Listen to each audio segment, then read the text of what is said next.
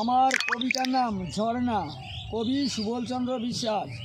আমার জন্ম আসামের লুসাই পাহাড়ে, ঝর্ণা হয়ে জন্ম আমার পরিণত নদীতে।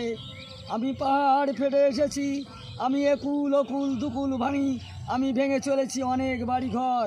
আমি সম্মুখে হেনেছি কত আঘাত, দুরন্ত গতিতে আমি করেছি কত গ্রাস, নেই তার কোনো অবনিকাশ। আমাকে চেনে অনেক মানুষ, অনেক জায়গায় আমার অনেক নাম। আমি ঘোলা জলে পাক খেয়ে সাগরের মোহনায় বাজি চর, দমকা হাওয়ায় ঝাপটা বৃষ্টি জলে, ঢেউ তুফানে আমি নাচি তার তালে তালে।